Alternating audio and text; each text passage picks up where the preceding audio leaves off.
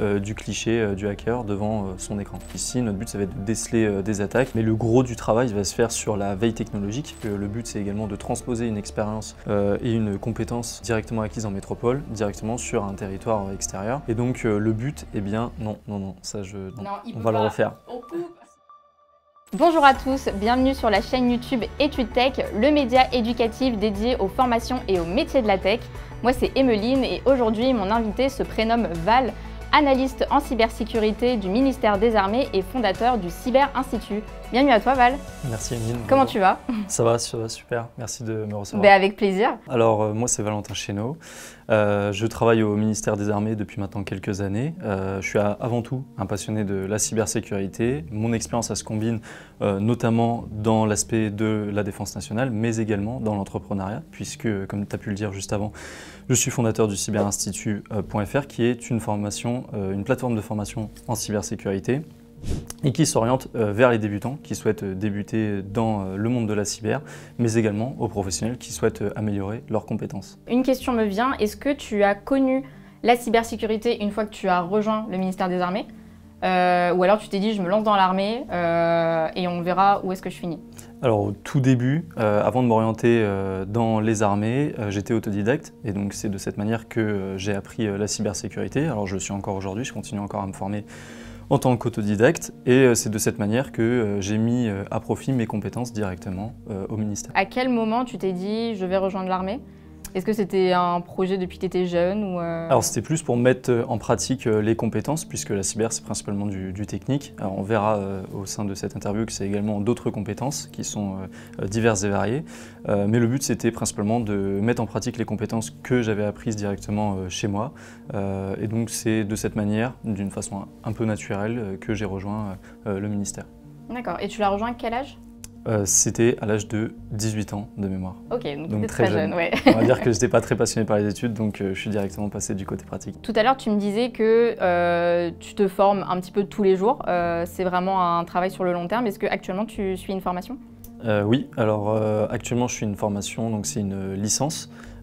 Et donc le but de cette licence, eh bien, c'est de mettre à profit et de mettre surtout en valeur les compétences que j'ai pu apprendre au fur et à mesure des années au sein du ministère. Et donc en parallèle de ça, eh bien, je continue encore aujourd'hui à me former sur les différents domaines de la cybersécurité, puisqu'il y en a beaucoup. Et le but, eh bien, c'est d'être beaucoup plus compétent dans mon travail et de pouvoir avoir un large spectre eh bien, des différentes connaissances à avoir pour ce métier. Alors, est-ce que tu peux nous dire en quoi consiste le métier d'analyste en cybersécurité? Parce que c'est quand même, rien que le nom est quand même assez technique. Donc à quoi ressemble ton quotidien? Alors le métier d'analyste cybersécurité au sein du ministère des Armées s'appelle analyste cyberdéfense, puisqu'ici on va venir protéger des intérêts vitaux de notre pays. Et donc ici on va se concentrer sur la défense. Et donc au quotidien, alors même si chaque journée ne se ressemble pas, le but eh bien, ça va être de déceler des comportements suspects sur nos réseaux et nos systèmes dans le but de les qualifier et de répondre directement à ces événements. D'accord, donc ça veut dire que ton quotidien, est-ce qu'il y a vraiment la partie où je suis derrière mon ordinateur, je capte un peu les cyberattaques, je défends, ou alors des fois tu vas être sur le terrain? Alors pour l'aspect terrain, bien évidemment, il y en a, puisque quand on est militaire, on est projetable en opération extérieure. Et donc c'est déjà une très grosse partie de mon métier. Et en parallèle de ça, donc, quand vous êtes à votre bureau en métropole, avant de partir en mission, eh bien, effectivement, le rôle eh c'est de déceler des événements de sécurité qui ne sont pas forcément des cyberattaques. Et donc le but, eh c'est de les qualifier et faire en sorte de savoir si oui ou non on est sur un événement avéré qui peut être critique pour notre parc. Est-ce qu'aujourd'hui on peut dire que la cybersécurité souffre un peu d'une image, on a le cliché du petit hacker. Est-ce que toi, en tant que spécialiste de la cybersécurité, c'est quelque chose que tu ressens ou tu sens que les choses commencent un peu à bouger? Alors aujourd'hui, ça tend à s'améliorer. Cependant, encore aujourd'hui, on a une image effectivement dégradante de la cybersécurité. Il faut bien comprendre que la cybersécurité, c'est des gens comme toi et moi. Et puis, on est tout d'abord une équipe. Et donc, on va venir travailler en équipe sur les nouvelles technologies, les menaces, la veille technologique. Et donc, ça va imposer d'avoir également un aspect communication. Et donc, on ne va pas être forcément seul derrière son écran. Et donc, le but, c'est d'avoir une coordination des différents moyens et des différentes compétences des personnes. Donc ça va bien au-delà du cliché du hacker devant son écran. Enfin, au-delà d'avoir ce cliché un peu du hacking, il faut avoir des compétences techniques pour faire de la cyber, donc ça veut dire connaître des langages de programmation ou d'autres choses?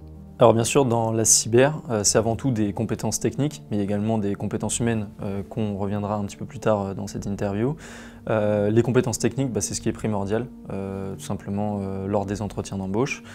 Et donc pour ça, vous allez avoir différents aspects. Vous allez avoir les réseaux, les systèmes, vous allez également avoir de la programmation. Aujourd'hui, il y a plein de langages de programmation qui existent, qui sont utilisés dans différents domaines dans la cyber. Donc je peux notamment citer le Python, le C, le C++.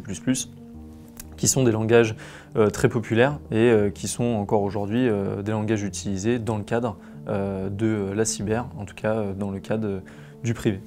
Est-ce que pour toi, il faut avoir des connaissances en sciences? Alors, pas forcément. Les maths sont bien évidemment importantes pour ce domaine, puisque le but, c'est de résoudre des problèmes. On résout des problèmes au quotidien, et donc en fait d'avoir cet esprit d'analyse et de critique, ça va être ce qui va être primordial pour résoudre les problèmes du quotidien. Après, d'avoir des connaissances en data, pas forcément. Cependant, les langages de programmation qui vont être utilisés au quotidien, ça peut très bien être des langages de programmation qui vont être transposables directement dans le domaine de la data, et également des technologies qu'on va utiliser et qui sont utilisées dans le domaine de la data. Donc, non pas forcément de connaissances précises en data, mais quand même avoir un minimum de compétences. Est-ce que tu peux nous parler des opérations extérieures que tu as menées au cours de ta carrière? Alors bien sûr, quand vous êtes militaire, vous êtes amené à partir en opération, c'est même le cœur même de votre métier. Et donc quelques mois dans une année, vous allez partir dans différents pays. J'ai eu l'occasion notamment de partir en Afrique, de partir en Grèce. Il va y avoir différents cadres de mission. Donc, notamment pour le cadre de la Grèce, c'était un exercice OTAN, donc, qui est le traité Atlantique Nord, où ici le but c'était de transposer mes compétences métropole directement en mission. Et donc ça va de la simple configuration d'équipements réseau à également la configuration de systèmes et l'application de politiques de sécurité. Alors du coup, tes journées pendant ces différentes opérations ressemblent à quoi ? Alors, quand vous êtes en opération extérieure, vous êtes dans un environnement qui est exigeant, puisque vous n'avez pas du tout les mêmes conditions de confort que quand vous êtes chez vous. Et donc, ça va impliquer une certaine résilience, une certaine adaptation. Donc ça, c'est une des compétences clés quand vous rentrez dans le domaine des armées, c'est d'être adaptable à tout moment.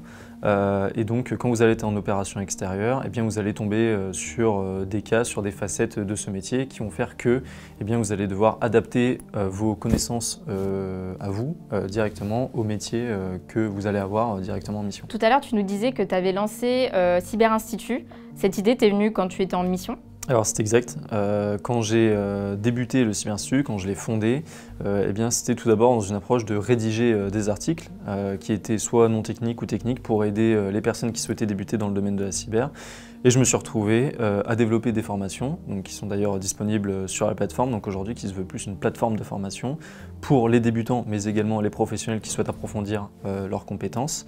Et donc aujourd'hui, je fais également des vidéos sur YouTube et qui permettent d'aborder des sujets qui sont peu abordés et tout en ayant une approche relativement facile et à comprendre en tout cas pour les personnes qui ne sont pas dans ce domaine. D'accord, donc du coup à travers cette plateforme de formation, ton but c'est vraiment de sensibiliser peut-être des jeunes sur les métiers de la cyber?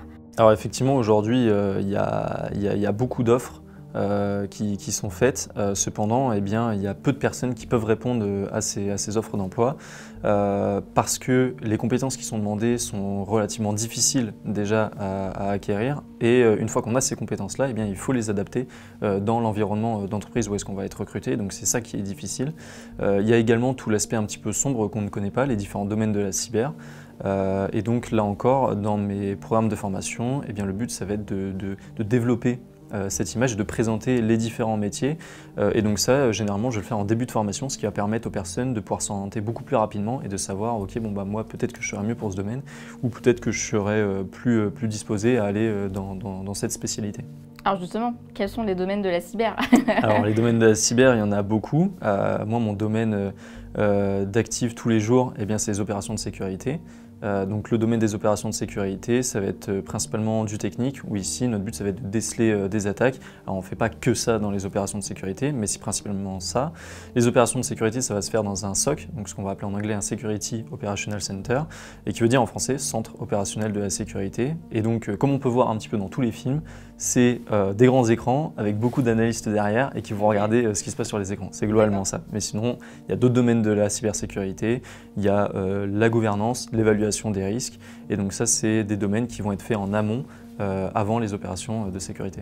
D'accord. Et est-ce que tu es amené aussi des fois à simuler des attaques? Alors on est amené pour les anticiper, pour les identifier peut-être plus rapidement? Alors effectivement, il y a énormément d'exercices au sein du ministère des Armées. J'en ai d'ailleurs réalisé le plus gros exercice cyberdéfense qui puisse exister aujourd'hui dans les forces de l'OTAN. Et donc on est constamment mis en exercice, le but étant de tester nos compétences, mais également de nous améliorer aux différentes nouvelles menaces et d'améliorer nos techniques de réponse aux incidents. Tu effectues une veille de ton côté? Et on a des formations en interne, mais le gros du travail va se faire sur la veille technologique. Et donc ça, c'est une des compétences qui est primordiale pour rentrer dans la cyber. C'est la veille technologique, c'est d'être au courant de ce qui se passe en fait, dans le monde cyber. Ça peut ne pas forcément que toucher le monde cyber, mais également le monde économique, comme on a pu le voir avec différentes cyberattaques qui sont très connues, comme notamment SolarWinds. Ça ne touche pas forcément un aspect cyber, mais ça peut également toucher un aspect politique. Et donc ça va être important de mêler tous ces événements ensemble. Et au niveau de l'aspect veille technologique, eh bien, il est important également de ne pas capter toutes les sources et de pouvoir faire un tri sur ce qui est réellement important pour vous. Et donc ça, ce qui va être réellement important pour vous, eh bien, ça va être les technologies que vous allez utiliser en interne dans votre entreprise. Et c'est ce qui va vous permettre de faire un tri en fait, des différentes informations qui vont être importantes pour votre métier au quotidien. D'accord. Et tout à l'heure, tu parlais des soft skills. Tu disais que c'était aussi un aspect qui était hyper important. Donc quelles compétences doit avoir un spécialiste en cybersécurité? Alors je pense que c'est des compétences qui sont principalement humaines, il faut rester en fait soi-même, mais cependant il y a quand même des compétences qui sont importantes à avoir, notamment la communication, c'est hyper important. Dans la cyber, si vous communiquez très vite sur ce qui se passe, eh bien on va pouvoir réagir très vite. Et donc c'est ce qui est primordial dans notre métier.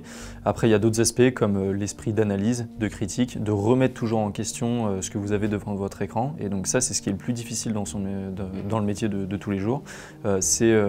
Chaque journée ne se ressemble pas, chaque événement de sécurité ne se ressemble pas.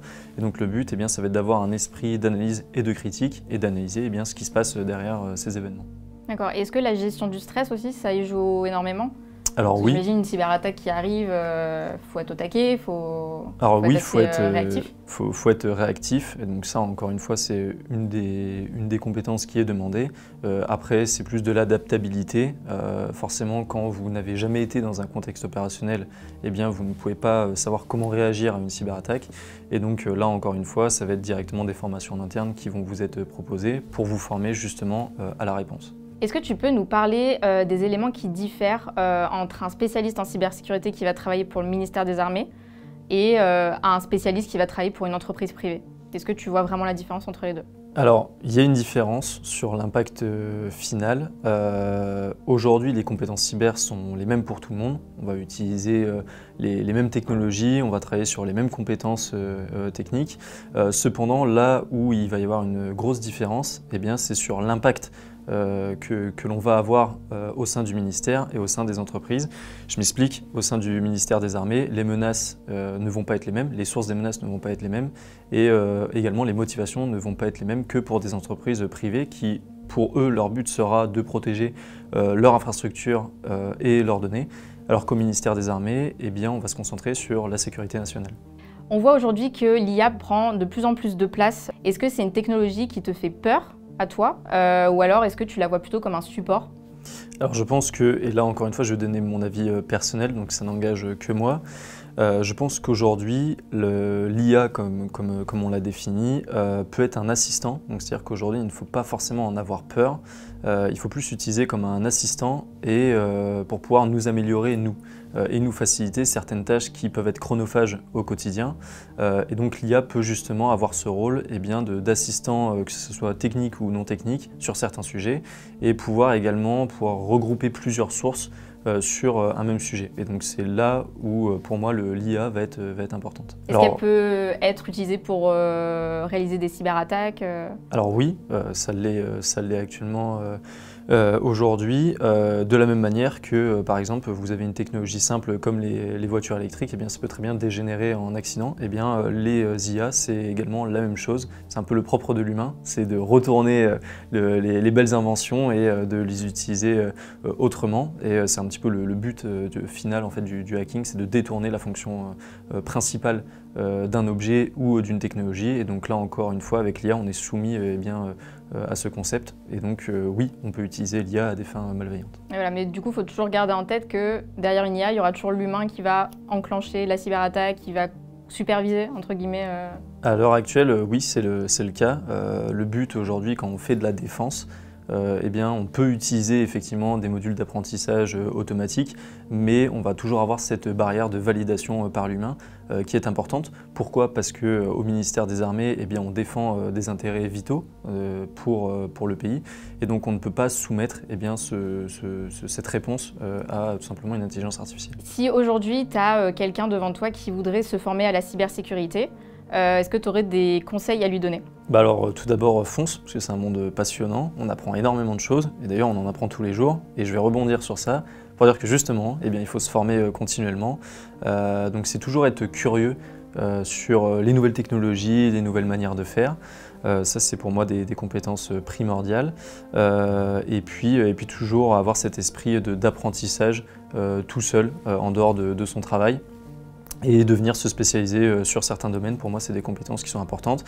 Et pour faire le parallèle avec l'entrepreneuriat, puisque vu que j'ai fondé une plateforme de formation en ligne, l'aspect persévérance est également très important, parce que c'est un domaine qui est relativement difficile, on peut se sentir vite submergé par l'information. Il y a notamment un syndrome qui est très connu qui s'appelle le syndrome de l'imposteur, et c'est un syndrome qu'il faut prendre en compte, puisque le monde est difficile, mais c'est pas pour autant que vos compétences ne sont pas forcément importantes pour le besoin pour protéger les systèmes. On se dit souvent que les métiers de la tech ne respectent pas, entre guillemets, une certaine parité. Est-ce que la cybersécurité, elle souffre aussi de ça? Il y a peu de filles, peu de femmes qui travaillent là-dedans. Est-ce que c'est quelque chose que tu constates de manière générale, ou tu vois que les choses commencent un petit peu à bouger Alors pour ma part, je vois que les choses évoluent.